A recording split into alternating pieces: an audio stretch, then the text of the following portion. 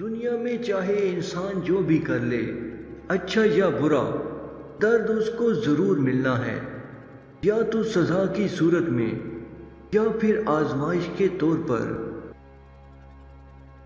عورت اگر حسین نظر آنا چاہتی ہے تو اسے چاہیے کہ وہ نظر نہ آئے۔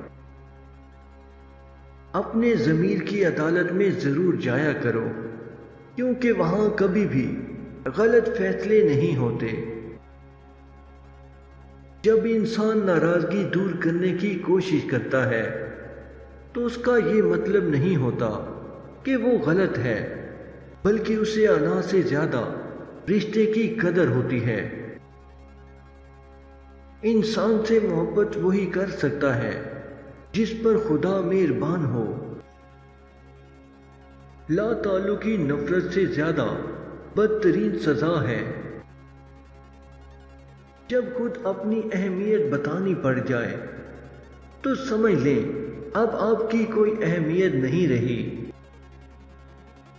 خدایا مجھ سے محفوظ رکھنا۔ کچھ خطائیں بخشی نہیں جاتی، دل سوچ کر توڑا کیجیے۔